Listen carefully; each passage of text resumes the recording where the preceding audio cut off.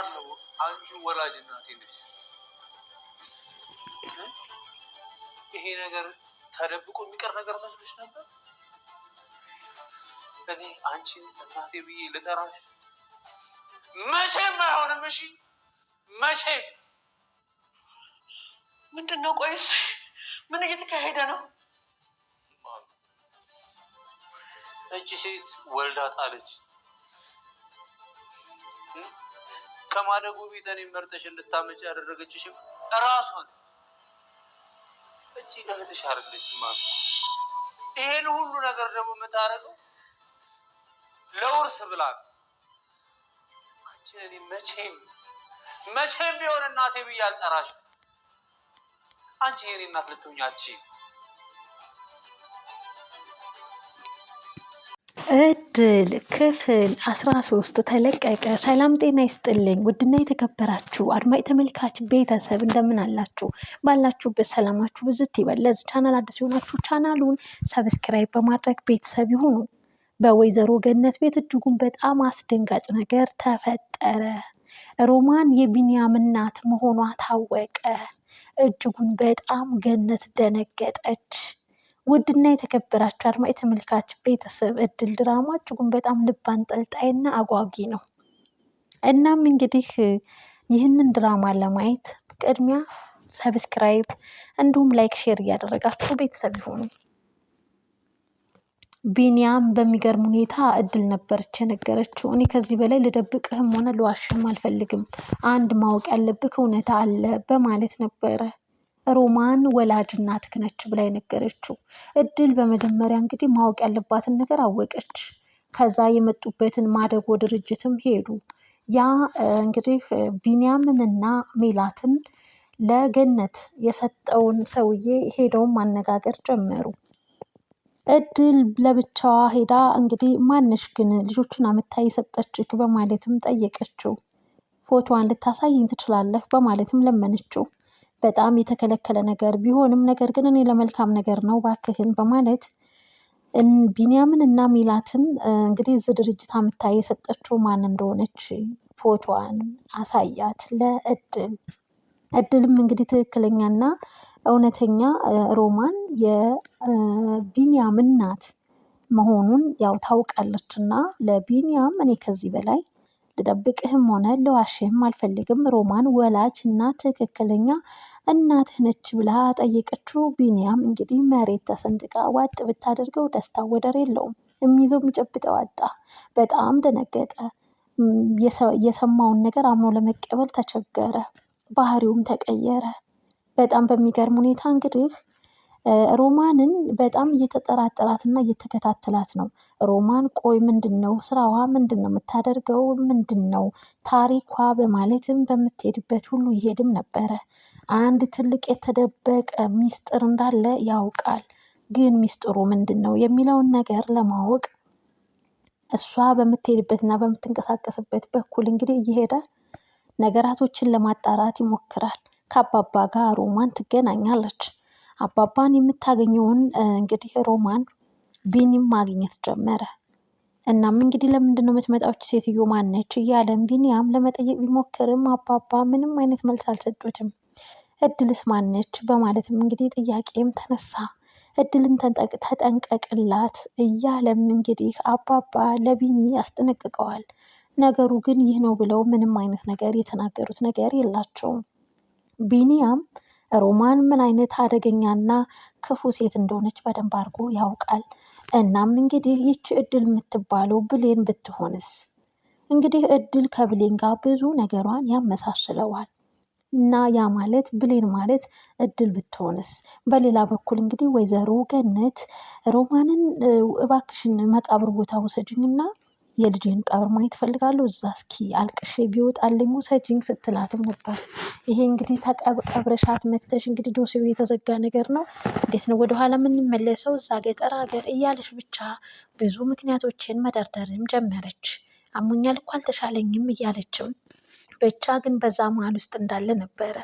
ቢኒያም እንግዲህ የሮማን ልጅ እንደሆነ እንግዲህ ትክክለኛውን ነገር እድል ነግረዋለች እና ማመን አቃተው።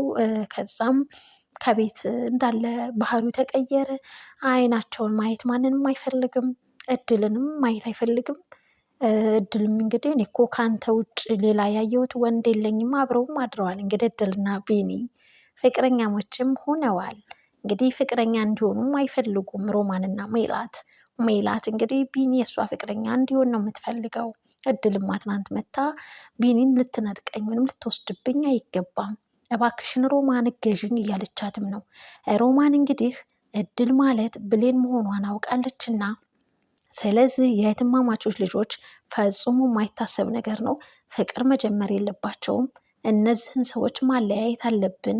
እኔም የተቻለኝን ነገር አግዝሻለሁ፣ ቢኒያምን የራስሽ አድርጊ በማለት ሮማን ለሜላት ትነግራታለች። እናም ሜላት እባክሽ እገዛሽ ያስፈልገኛል እያለችም እንግዲህ ሁለቱ የተንኮል ሴራቸውን ይጠነስሳሉ። ቢኒያም በጣም ደንግጧል። ያ ማለት እኮ አሁን እኔ ግምቱና ጥርጣሬው አለኝ። ሮማን ምን ያክል ክፉና ጨካኝ ሴት እንደሆነች አውቄያለሁ። ስለዚህ እድል ማለት ብሌን ብትሆንስ? ያ ማለት እኔ እህቴን አፈቀርኩኝ ማለት እኮ ነው እያለ ለዛ ለድርጅቱ ሰውዬ እንግዲህ ሲናገርም ነበረ። የድርጅቱ ሰውዬም እጅጉን በጣም ድንጋጤ ውስጥም ይገኛል። እድልንም አገኛት፣ እድል ጥሩ ስራ አልሰራሽም እያለም እንግዲህ ሲነግራት ነበር።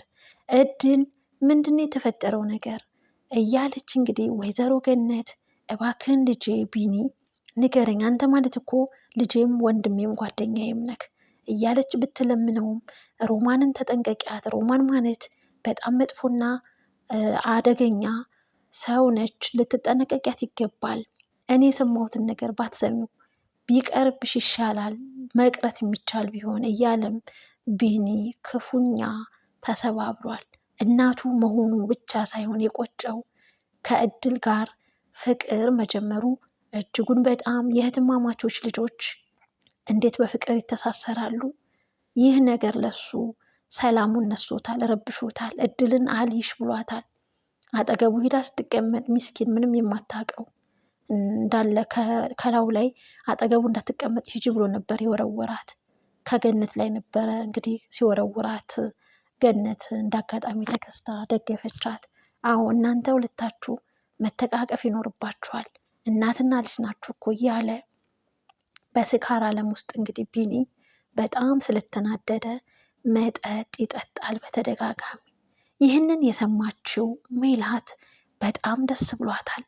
ምንድነው የተፈጠረው ነገር እያሉ ጉዳዩና ሚስጥሩ ባይገባቸውም ነገር ግን ትልቅ ችግር በእድልና በቢኒ መሀል እንደተፈጠረ አውቀዋል። ያ ማለት ከእድል ጋር ተጣልቷል ማለት ነው ስትል ሜላትም ጠየቀች። እንደዛ ነገር መሰለኝ አለች። እንግዲህ ገነትም እንደዛ ከሆንማ ደስ ይላል፣ አብሬው ልሆንና ከጎኑ አስፈልገዋለሁ ብላ አጠገቡም ሄዳለች። ነገር ግን እሱ እንግዲህ ሜላትንም አይወዳትም። አብረው ያደጉ እህቴ ብሎ ነው የሚጠራት። ነገር ግን ቢኒ አሁን ላይ ትልቅ ውጥረት ውስጥ ይገኛል። አንድም የሮማን ልጅ መሆኑ፣ ሮማን እህቷን በማጭበርበሯ ከማደጎ ነው ብላ እንግዲህ አምታ የራሷን ልጅ እህቷ እንድታሳድግ ማድረጓን በጣም እንዲጠላትም አድርጓል። በዋነኛነት ደረጃ ደግሞ እድል ማለት ብሌን ከሆነች ያ ማለት እኔ እህቴን አፈቀርኩ ማለት ነው ብሎ እንግዲህ ራሱን እስኪጠላ ድረስ ደርሷል። ግራ የገባት ገነት ኧረ እባካችሁ ምንድን የተፈጠረው ነገር፣ ኧረ ምን ሆነብኝ ልጄ እያለች ብትጠይቅ ሜላትንና ሮማንን ሮማን ይቺ እድል ከመጣሽ በኋላ ነው እዚህ ቤት ሰላም የጠፋው፣ ይቺ ልጅ አባሪ ብዬሻለሁ እያለች ሁለቱ ጣታቸውን ተራ በተራ እድል ላይ ይቀስራሉ። በስተመጨረሻም ልጄ ምን ነክ ነው እያለች ሮማን ቢንያምን ብትጠይቀው አንቺ ሴትዮ በማለት እንግዲህ ከአንዴም ሁለቴ ጣቱን እየቀሰረባት፣ አንዴ ወንበር ላይ እንግዲህ ውሽቅ አርጓት ነበር ሄደው።